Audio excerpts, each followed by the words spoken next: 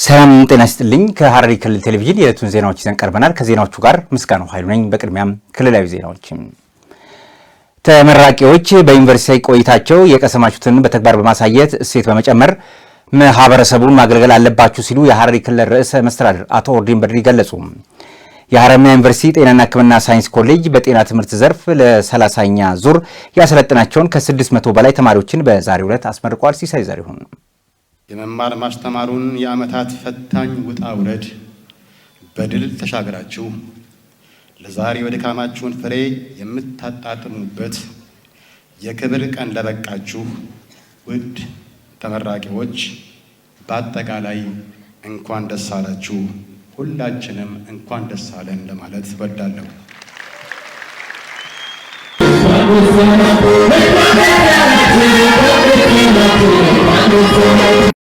የሐረማያ ዩኒቨርሲቲ የጤናና ሕክምና ሳይንስ ኮሌጅ በጤናው ትምህርት ዘርፍ ለ30ኛ ጊዜ ያሰለጠናቸውን ከ600 በላይ ተማሪዎቹን በዛሬው ዕለት አስመርቋል። የዕለቱ የክብር እንግዳ የሐረሪ ክልል ርዕሰ መስተዳድር አቶ ኦርዲን በድሪ ሀገራችን ለዘመናት ካሳለፈችው የኋሊት ጉዞ ተላቃ የብልጽግና ጥሟን የምታረካበት ወሳኝ ምዕራፍ ላይ እንደምትገኝ ገልጸው በእውቀትና በምርምር የዳበረ ትውልድ ወሳኝ ስለመሆኑ አንስተዋል። ተመራቂዎችም በዩኒቨርሲቲ ቆይታቸው በጽንሰ ሐሳብ የቀሰሙትን እውቀት እሴት በመጨመር በተግባር ማህበረሰቡን ማገልገል እንደሚገባቸው አንስተዋል።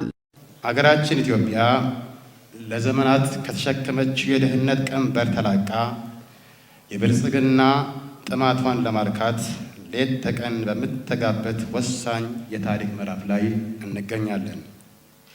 ይሁን እንጂ ባለንበት ተለዋዋጭ ዓለም ውስጥ በተለመደው ቢሮክራሲያዊ አካሄድ እና ዘገምተኛ አሰራር ወደ ተፈለገው የብልጽግና ማማ ሊያደርሰን አይችልም። ፈጣን ሀገራዊ ትንሣኤ እውን ማድረግ የሚቻለው ከዘመኑ የቴክኖሎጂ ፍጥነት ጥራትና ስፋት ጋር በተጣጣመ አዲስ የሥራ ባህልና አስተሳሰብ በመታነጽ ብቻ ነው። ዛሬ በመላ ሀገራችንም ሆነ በክልላችን ከገጠር እስከ ከተማ ከታላላቅ ፕሮጀክቶች እስከ ማህበራዊ አገልግሎቶች ከዘመናዊ ግብርና እስከ ኢንዱስትሪ ማስፋፊያ ከቴክኖሎጂ ፈጠራ እስከ ቱሪዝም መዳረሻዎች እያየናቸው ያሉት አስደናቂ የልማት ስኬቶች የዚህ አስተሳሰብና የጋራ ርብርብ ተጨባጭ ምስክሮች ብቻ ሳይሆኑ ለነገው ሀገራዊ የብልጽግና ጉዟችን የበለጠ የሚያነሳሱ የድል ችቦችም ናቸው። የሰው ልጅ ሕይወት ጤናን ለመታደግ የወሰዳችሁት ሙያዊ ኃላፊነት በአግባቡ በመጠቀም በገባችሁት ቃል ኪዳን መሰረት በፍትሃዊነት ልታገለግሉ ይገባል ሲሉ መልእክታቸውን አስተላልፈዋል። ፈጣን የሆነ ሀገራዊ ትንሣኤን እውን ለማድረግ የሚቻለው ከዘመኑ ቴክኖሎጂ ጋር በፍጥነትና በጥራት በመጓዝ አዲስ የሥራ ባህል በመፍጠር ነውና ይህንን አስተሳሰብ በመከተል አገልግሎት መስጠት ይገባል ሲሉ አንስተዋል። የጤናው ዘርፍ በርካታ የሥራ ዕድሎች ያሉት እንደመሆኑ አመለካከታችሁን በማስፋት በተመረቃችሁበት ሙያ ስራን ከመጠበቅ ይልቅ የራሳችሁን ስራ በመፍጠር ጥረት ማድረግ እንዳለባቸው አንስተዋል። ዛሬ የምትመረቁት የሰውን ልጅ ሕይወት በመታደግ ጤናውን በመጠበቅና ስነ ልቦናውንም በማከም ከፍተኛ ሰብአዊ ኃላፊነት በሚጠይቅ ታላቅ የሕክምናና የጤና ሳይንስ ሙያ ነው። ስለሆነም በፈጣሪ በህሊናችሁና በሕዝባችሁ ፊት የምትገቡት ቃል ኪዳን እጅግ ከባድና አደራና ኃላፊነት ያለበትም ጭምር ነው። የሐረማያ ዩኒቨርሲቲ ፕሬዝዳንት ዶክተር ጀማል ዩሱፍ እንደገለጹት ዩኒቨርሲቲው ሀገራችን የሚያስፈልጋትን ጥራት ያለው የተማረ ሰው ኃይል በማፍራት በሀገራችን የለውጥ ጎዳና ግንባር ቀደም ሆኖ እየሰራ ይገኛል ብለዋል። የዛሬ 74 ዓመት እንደ አንድ ግብርና ኮሌጅ የጀመርነው የመማር ማስተማር የምርምርና ማህበረሰብ አገልግሎት ከጊዜ ወደ ጊዜ የሀገራችንን የእድገት ግስጋሴ ለማሳካት የትምህርት ስፋትንና ደረጃውን የምርምር ስራዎቹንና ማህበረሰብ አገልግሎቱን በማስፋፋት ደረጃውን በማሳደግ የበኩሉን አስተዋጽኦ እያደረገ ይገኛል። በእነዚህም ዓመታት በቁጥር ከ130 ሺህ በላይ የሚሆኑ ምሩቃንን ለሀገራችን ያበረከተ አንጋፋ ተቋም ነው። ከጊዜ ወደ ጊዜ አቅሙን በማሳደግ የመማር ማስተማር የምርምርና ማህበረሰብ አቀፍ አገልግሎትን በስፋት እየሰጠ እንደሚገኝም አንስተዋል። ትውልድ የሚያሻግር አስተዋጽኦ በማበርከት የሀገራችንን መጻኢ ዕድል ብሩህ ለማድረግ የጤናው ዘርፉን ለማገልገል የዜግነትና የሙያ ኃላፊነታችሁን መወጣትም ይጠበቅባቸዋል ሲሉ ለተመራቂዎቹ መልእክት አስተላልፈዋል። ባለፉት ጥቂት ዓመታት ሀገራችን አልማ የተነሳችውን ፈጣንና ተከታታይነት ያለው እድገት ለማሳካት የመጀመሪያ ዲግሪ ፕሮግራም ሽፋን ወደ 83፣ የድህረ ምረቃ በማስተርስ ወደ 137፣ በፒኤችዲ ወደ 52 የትምህርት አይነቶች አሳድጎ ሀገራችን በብርቱ የሚያስፈልጋትን የሰለጠነ የሰው ኃይል እያፈራ ይገኛል። ከጊዜ ወደ ጊዜ አቅሙን በማሳደግ የመማር ማስተማር የምርምርና ማህበረሰብ አቀፍ አገልግሎትን በስፋት እየሰጠ እንደሚገኝም አንስተዋል። ትውልድ የሚያሻግር አስተዋጽኦ በማበርከት የሀገራችንን መጻኢ ዕድል ብሩህ ለማድረግ የጤናው ዘርፉን ለማገልገል የዜግነትና የሙያ ኃላፊነታችሁን መወጣትም ይጠበቅባቸዋል ሲሉ ለተመራቂዎቹ መልእክት አስተላልፈዋል። የሐረማያ ዩኒቨርሲቲ አካዳሚክ ጉዳዮች ምክትል ፕሬዝዳንት ፕሮፌሰር መንግስቱ ኡርጌ በበኩላቸው ተመራቂ ተማሪዎች ለሙያቸው በመታመን በገቡት ቃል መሰረት ህብረተሰቡን ለማገልገል ይጠበቅባቸዋል ብለዋል። ዩኒቨርሲቲው ዓላማው መማርና ማስተማር እንደመሆኑ እንዲሁም ምርምርን መርህ በማድረግ የገጠሙትን ተግዳሮቶች ማለፍ ተችሏል ብለዋል። ለዚህም ስኬት የዩኒቨርሲቲው ማህበረሰብ አበርክቶ የጎላ መሆኑን ገልጸዋል። ኮሌጁ ተማሪዎችና ማህበረሰብን በማስተባበር ማህበረሰብ ተኮር ጥናቶችን በማካሄድ በርካታ ችግር ፈቺ ስራዎችን እየሰራም ይገኛል ሲሉ አንስተዋል። የሐረማያ ዩኒቨርሲቲ በአጠቃላይ እስከዛሬ ድረስ ለ7ኛ ጊዜ ያስመረቀም ሲሆን የዩኒቨርሲቲው የጤናና ሳይንስ ሕክምና ኮሌጅ ደግሞ 30ኛ ዙር መሆኑ ተመላክቷል። በዚህ በ30ኛ ዙር የምረቃ በዓል በአጠቃላይ 616 በመጀመሪያና በሁለተኛ ዲግሪ እንዲሁም እስከ ፒኤችዲም ያስመረቀ ሲሆን ከነዚህም ውስጥ 157ቱ ሴቶች መሆናቸው ተመላክቷል።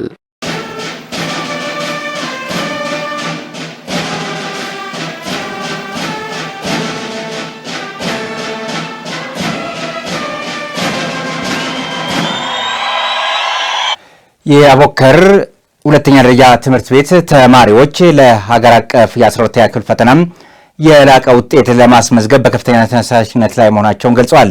ትምህርት ቤቱ በበኩሉም ተማሪዎች በእውቀትም ሆነ በስነ ልቦና ለማብቃት ከመደበኛው ክፍለ ጊዜ በተላለፈም የተለያዩ ድጋፎችን እያደረገ ስለመሆኑ ነው የተገለጸው። አዩብ ካዛሊ በሐረሪ ክልል በአቦከር ሁለተኛ ደረጃ ትምህርት ቤት ዘንድሮ የ12ኛ ክፍል የሀገር አቀፍ ፈተናን ለመውሰድ 394 ተማሪዎች ተመዝግበው ዝግጅታቸውን እያከናወኑ ይገኛሉ።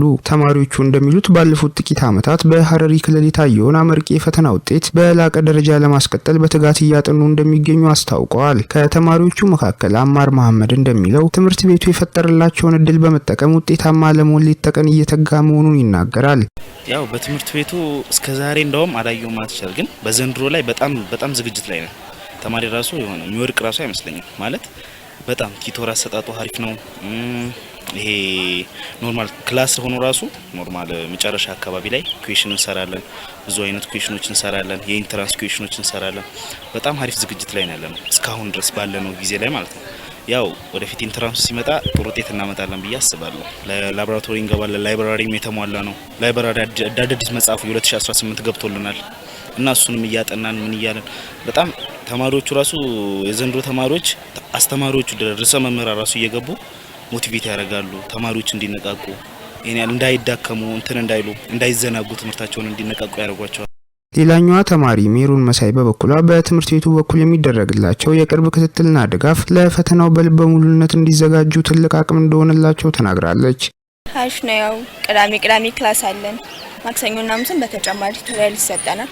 ላይብራሪም በአግባቡ እየተጠቀምን ያው አሪፍ ውጤት እናመጣለን። ሙሉ ተስፋ አለን አሪፍ ውጤት እንደምናመጣ እየሞከርን ነው፣ እየሰራን ነው። እስካሁን አሪፍ ነው እየተደረገልን ያለው ነገር በአሪፉ ይዘውና እየሰራን ከመምህራኖቻችን ጋር በአግባቡ እየሰራን። የትምህርት ቤቱ ምክትል ርዕሰ መምህር አቶ አለይን በየነ እንደገለጹት ተማሪዎችን ለፈተና ለማብቃት ዘርፈ ብዙ ተግባራት እየተከናወኑ ይገኛሉ ብለዋል። በተለይም በሀገር አቀፍ ደረጃ የተዘጋጁ ተከታታይ የሞዴል ፈተናዎችን በመስጠት የተማሪዎችን አቅም የመለየትና የማሳደግ ስራ ትኩረት ተሰጥቶት እየተሰራ መሆኑን ተናግረዋል።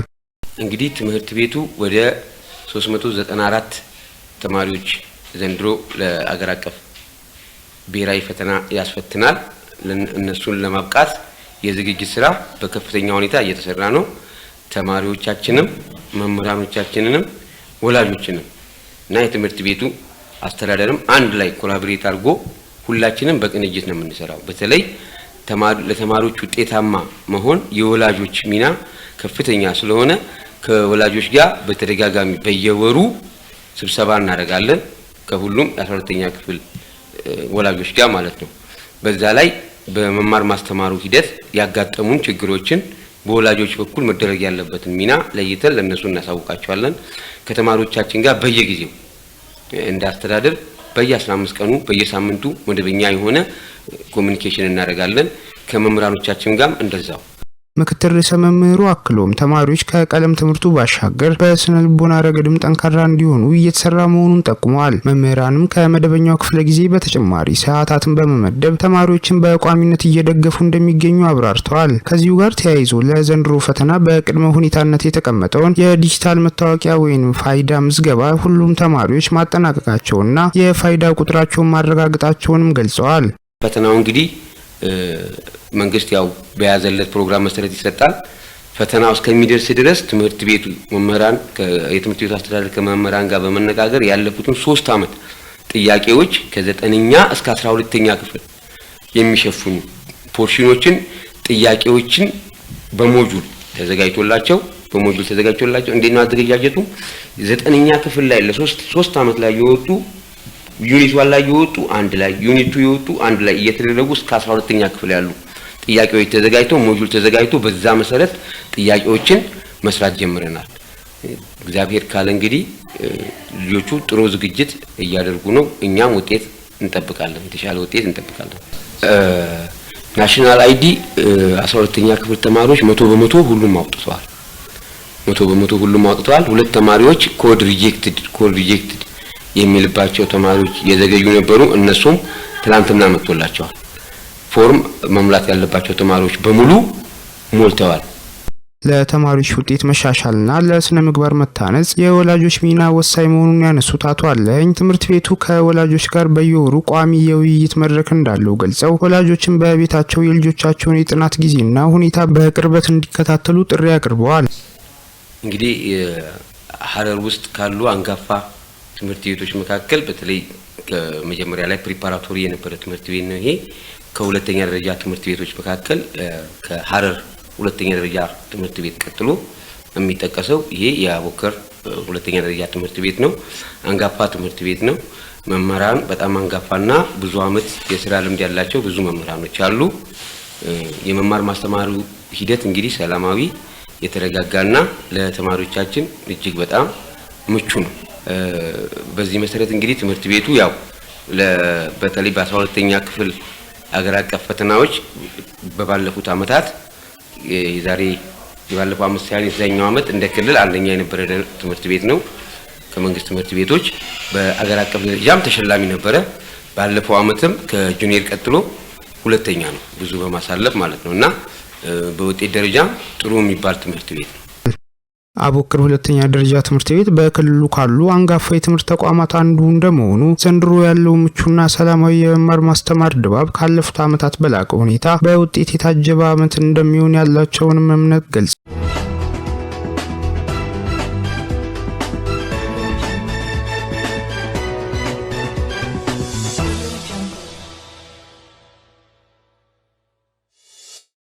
ተመልካቾቻችን ወደ ሀገር አቀፍ ዘገባዎች አግረናል። የግብርናው ክፍለ ኢኮኖሚ ወደ ላቀ ደረጃ ለማሻገር ለግብርና ሜካናይዜሽን ከፍተኛ ትኩረት መሰጠቱን የግብርና ሚኒስትር አዲሱ አረጋ ገለጹ።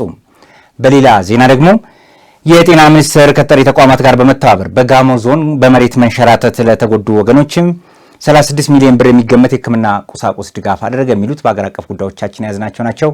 ኢሌኒሽ መልስ አቀርባቸዋለች። የግብርናውን ክፍለ ኢኮኖሚ ወደ ላቀ ደረጃ ለማሸጋገር ለግብርና ሜካናይዜሽን ከፍተኛ ትኩረት መስጠቱን የግብርና ሚኒስትር አዲሱ አረጋ ገልጸዋል።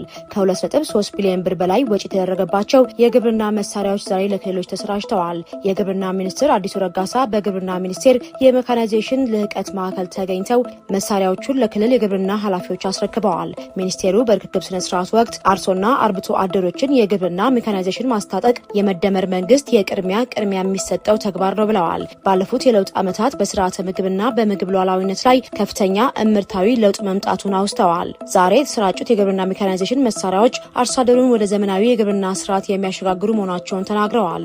ዘመናዊ የግብርና ስርዓት የአርሶ አደሩና የአርብቶ አደሩን ምርትና ምርታማነት ከማሳደግ ባሻገር አስፈላጊ የጊዜና የጉልበት ብክነትን እንደሚቀንስም አብራርተዋል። በተጨማሪም የምርት ጥራትን በማሳደግ ዓለም አቀፍ ተወዳዳሪነትን እንደሚጨምር መግለጻቸውን ይዘግበዋል።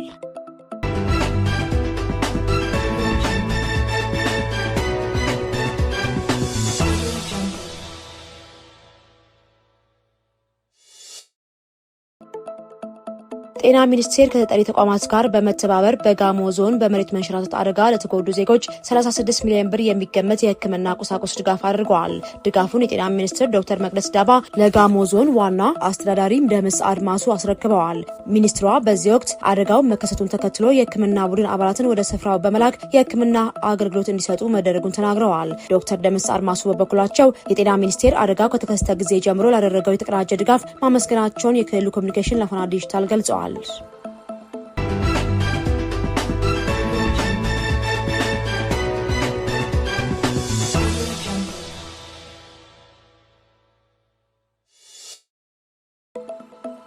የኢትዮጵያ የደን ሀብት 2.7 ቢሊዮን ቶን የሚጠጋ የካርበን ክምችት አምቆ በመያዝ የአየር ንብረት ለውጥን በመከላከል ረገድ ለሀገር ውስጥም ሆነ ለዓለም አቀፍ ማህበረሰብ የማይተካ ሚና የተጫወተ እንደሚገኝ የኢትዮጵያ ደን ልማት አስታውቋል። የኢትዮጵያ ደን ልማት ዋና ዳይሬክተር ዶክተር ከበደ ይማም ለጋዜጣ ፕላስ እንደገለጹት በኢትዮጵያ ደኖች ውስጥ ተከማችቶ የሚገኘው ይህ የካርበን መጠን የኢትዮጵያ የደን ሀብት ባይኖር ወይም ደኖቹ ቢወድሙ ወደ 10 ቢሊዮን ቶን የሚጠጋ የካርበን ዳይኦክሳይድ ጋዝ በቀጥታ ወደ አየር በመልቀቅ የአየር ንብረት ብክለትን እጅግ ያባብሰው ነበር። በዓለም አቀፍ ደረጃ በአሁኑ ወቅት 50 ቢሊዮን ቶን ካርበን ዳይኦክሳይድ ወደ አየር እንደሚለቀቅ ያነሱት ዳይሬክተሩ የኢትዮጵያን ደን የዚህን 1/5 ያህል መጠን አምቆ በመያዝ ዓለምን ከሙቀት አማቂ ጋዞች እየታደገ ይገኛል ብለዋል። በተጨማሪም የደን ሀብቱ ለኢኮኖሚያዊ ጥቅምና ለብዝሃ ሕይወት ጥበቃ ያለው ፋይዳ ከፍተኛ መሆኑንም ተናግረዋል። እንደ ዋና ዳይሬክተሩ ገለጻ የኢትዮጵያ የደን ሀብት ለሀገሪቱ አጠቃላይ የሀገር ውስጥ ምርት ከፍተኛ የሚባል ድርሻ አለው። ከ28 እስከ 47 በመቶ የሚሆነው የህብረተሰብ ክፍል ከደን ሀብት ቀጥተኛ ገቢ እያገኘ ነው። ባለፉት ዓመታት ሲከናወን የቆየው የአረንጓዴ አሻራ መርሃ ግብር የሰብል ምርታማነት በብዙ እጥፍ እንዲያድግ፣ የተራቆቱ አካባቢዎች እንዲያገግሙና የደን ሽፋኑ እንዲጨምር ማድረጉን ጠቅሰዋል። ኢትዮጵያ በአሁኑ ወቅት ይህንን ያስመዘገበችውን የካርበን ክምችት ውጤት ለዓለም አቀፉ ገበያ ለማቅረብና ለመሸጥ እየሰራች መሆኑንም ዋና ዳይሬክተሩ አክለው ጠቁመዋል።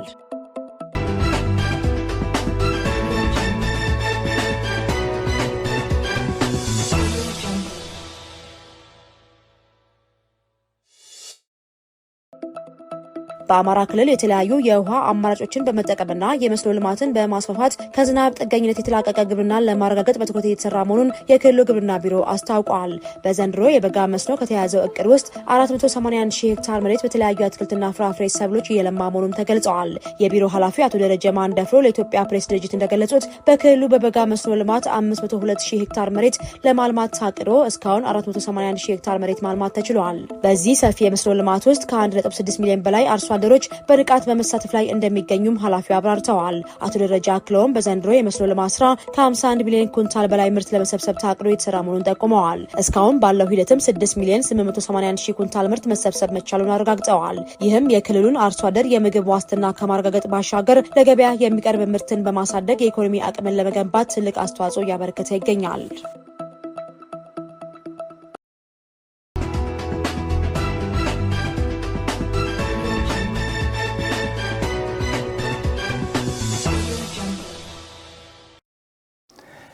ወደ ውጪ ዘገባዎች ተሻግረናል።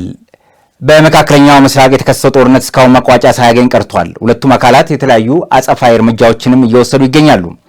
ኢራን በደቡብ እስራኤል በዲሞና ከተማ በሚገኝ የኒውክሌር ተቋም አቅራቢያ የሚሳኤል ጥቃት ስትፈጽም፣ ዶናልድ ትራምፕ ደግሞ ከባድ ጥቃት በኢራን ላይ ለማድረስ ዝተዋል። ዘገባው የቢቢሲ ነው። ባህል ጠንክራ ያቀርበዋል።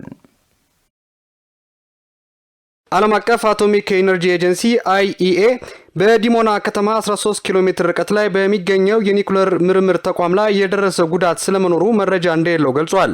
ጥቃቱ ቅዳሜ ዕለት በኢራን ናታንዝ የኒውክሌር ተቋም ላይ ለደረሰው ጥቃት ምላሽ እንደሆነ የኢራን መንግስት ቴሌቪዥን ዘግቧል። ከዚያ ክስተት በኋላም ከጣቢያ ውጭ የጨረር መጠን መጨመር ሪፖርት አልተደረገም ብሏል IEA። የዓለም አቀፍ አቶሚክ ኢነርጂ ኤጀንሲ ዋና ዳይሬክተር ራፋኤል ግሮስ በተለይም የኒውክሌር ተቋማት አቅራቢያ ከፍተኛ ወታደራዊ ጥንቃቄ መደረግ አለበት ብሏል። የእስራኤል አምቡላንስ አገልግሎት በዲሞና በተፈጸመ ጥቃት 40 ሰዎች ሕክምና እያገኙ መሆኑን ገልጿል። ከነዚህ መካከልም 37ቱ ቀላል ጉዳት የደረሰባቸው ሲሆን የ10 ዓመት ልጅ በአስጊ ሁኔታ ላይ የሚገኝ ነው ብሏል። በቅርብ ርቀት በምትገኘው አራድ ከተማ ከተፈጸመ ሌላ ጥቃት 68 ሰዎች ሕክምና እየተደረገላቸው መሆኑን ገልጿል። ከነዚህም ውስጥም 47ቱ ቀላል ጉዳት የደረሰባቸው ሲሆን 10ሩ ደግሞ አስጊ ሁኔታ ላይ ይገኛሉ ሲል ማሳውቋል።